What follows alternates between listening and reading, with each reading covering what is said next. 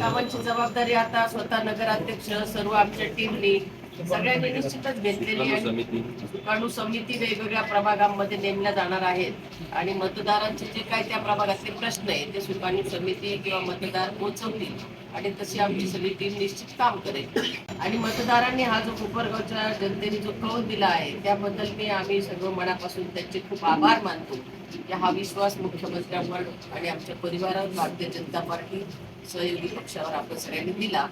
त्यामुळे ही निवडणूक एक वेगळ्या पद्धतीने लढली गेली. विशेषतः याच्यात महिलांचं मत हे निर्णायक मत होतं असंही जाणवत होतं आणि खूप ठिकाणी ज्या सभा दिसायच्या त्या महिलांच्याच कॉर्नर मिटिंग वगैरे दिसायच्या आणि अचानक काहीतरी त्यांना प्रलोभनं दाखवली जायची, याचं पॅकिंग त्याचं पॅकिंग. तर ते तसं न बघता महिलांनी निर्णायक मत दिलेलं आहे, विकासाला मत दिलेलं आहे, विश्वासाला मत दिलेलं आहे. विश्वासनामा समजल्यानंतर त्याच्यात आपलं काम निश्चित होईल असं एक दाखवलं. आणि याच्यात सगळ्यात महत्वाचं आम्हाला थोडंसं जाणवलं की ते 19 नगरसेवक निवडून आले, पण इतर जे नगरसेवक आहेत ते तेवढ्याच ताकदीचे आहेत. जरी आज ते पराभूत झालेले दिसत आहेत पण ते तितक्याच क्षमतेचे आहेत, ताकदीचे आहेत. ते कुठेही नाउमेद होणार नाही कारण कॅप्टन आपला आहे, निवडून आलेले जे नगराध्यक्ष आहे ते आपले आहेत आणि म्हणून तो विश्वास त्यांच्यावर पण आहे.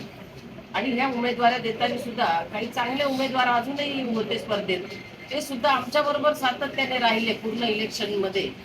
त्यांनी कुठेही इकडं तिकडं पळाले नाही कोणीच.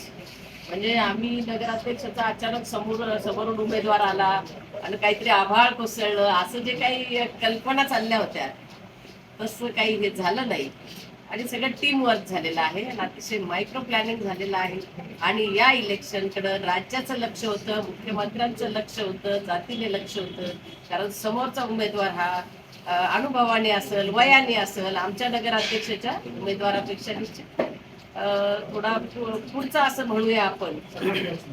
हा, आणि राज्याच्या पदावर असलेला, राज्याच्या पदावर एका बॉडीवर असलेला.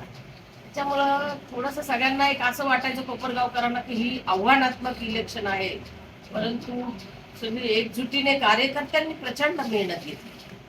आणि जो आमचा कार्यकर्ता नाही मतदार आहे तोही त्याच्या त्याच्या परीने त्या ठिकाणी काम करत होता. हे नंतर कळलं आम्हाला की तो त्याच्या परीने 10-20 माणसांना भेटून मतदान गोळा करण्याचं आणि एक जबाबदार युवक तरुण नगराध्यक्ष निवडण्याकडे जनतेचा कौल होता.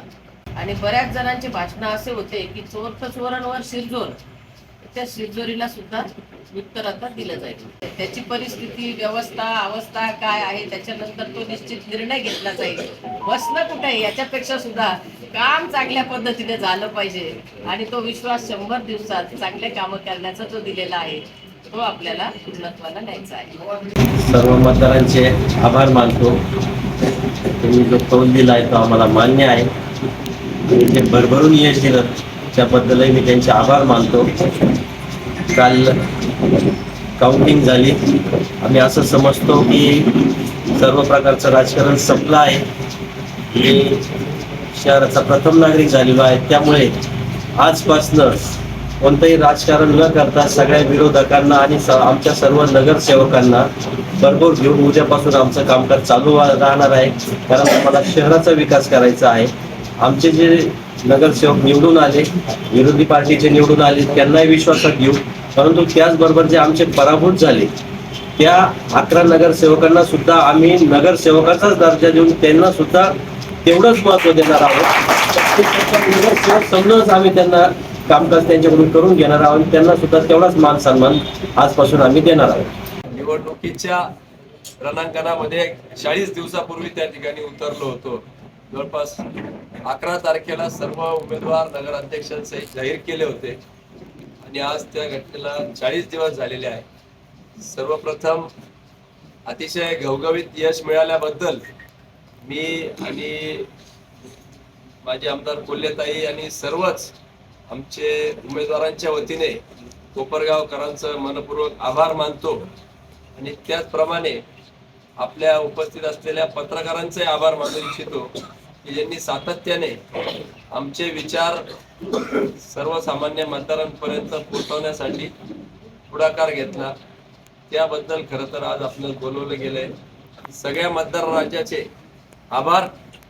त्यांनी अतिशय चांगल्या प्रतिसाद आमच्या सगळ्या उमेदवारांना दिलेला आहे.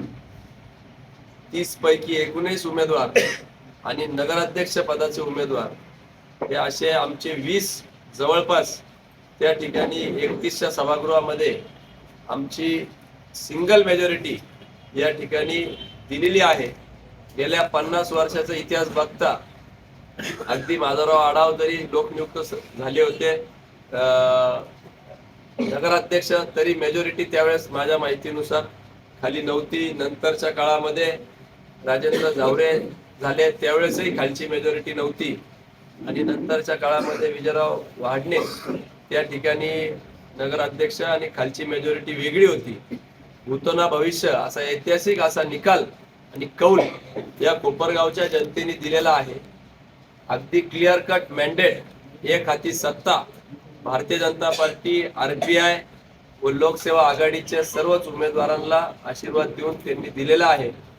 आणि कोल्हे परिवारावर विश्वास ठेवून स्वर्गीय कोल्हे साहेब असतील, आदरणीय माजी आमदार कोल्हेताई असतील, बिपिनदादा असतील आणि आम्हा सर्वांवरच हा जो विश्वास कोपरगावकरच्या जनतेने दाखवलेला आहे, निश्चितपणाने आम्ही त्या विश्वासाला कुठेही तडा जाऊ देणार नाही हे आश्वासन या निमित्ताने कोपरगावच्या जनतेला आम्ही देऊ इच्छितो, मतदारांना देऊ इच्छितो आणि त्यांचे आभार मानू इच्छितो. त्यांच्या सहित आदरणीय देवेंद्रजी फडणवीस साहेब ज्यांनी आमच्यावर विश्वास दाखवला आणि त्याचबरोबर राज्याचे महसूल मंत्री बावनकुळे साहेब ज्यांनी या ठिकाणी आपले सर्व प्रश्न मार्गी लावण्यासाठी अधिकच ताकद देऊन आम्हाला आणि कोपरगावकरांना आश्वासित केलं, त्याबद्दल या निमित्ताने मी त्यांचे आभार मानू इच्छितो. विजयाचं श्रेय सर्वसामान्य जनतेला देतो आपण, कारण की ज्यावेळेस अशा पद्धतीचा विजय संपादित होतो त्यावेळेस कोणा एकट्याला ते श्रेय देऊन चालणार नाही. तो श्रेय सर्वसामान्य सगळ्यांचाच आहे.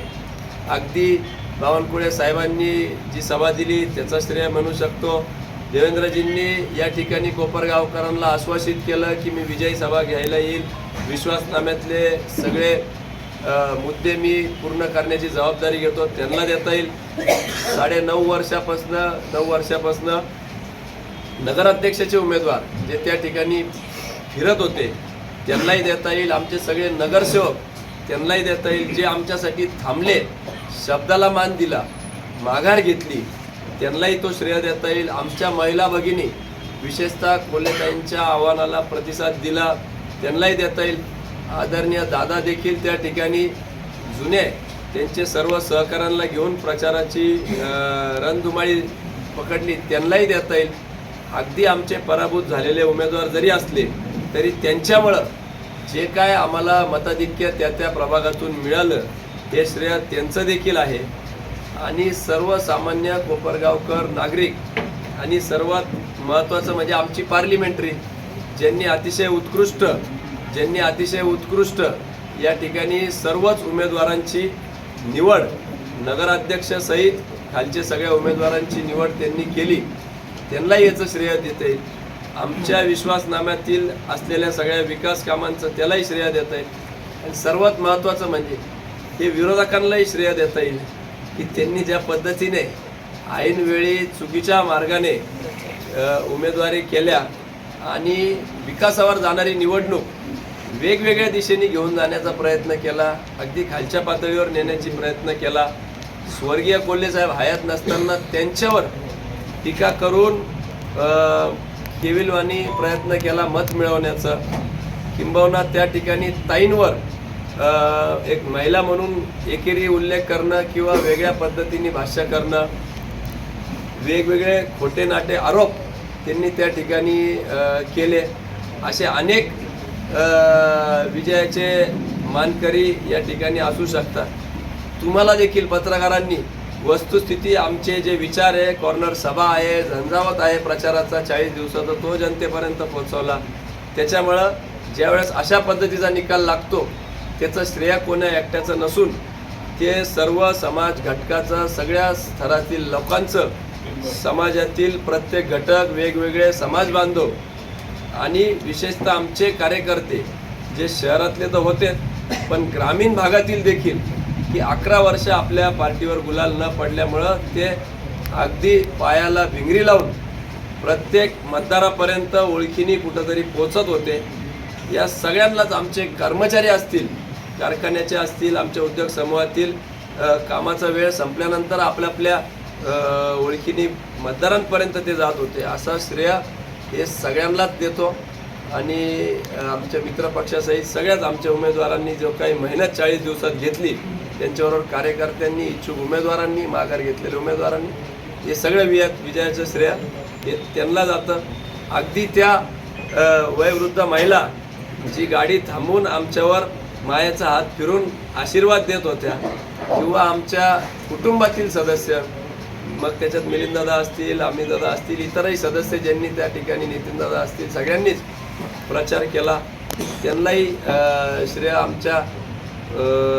खरं तर कुठली निवडणूक म्हटलं तर आपण श्रद्धा ठेवून त्या ठिकाणी पूजा अर्चा करतो, तशा आमच्या माई रोज त्या ठिकाणी पूजा करायचं. म्हणून हे श्रेय निवडणूक लागली का सगळेच त्या ठिकाणी निवडणुकीला हातभार लावतात. थेंबे थेंबे तळे साचे ज्याला आपण म्हणतो.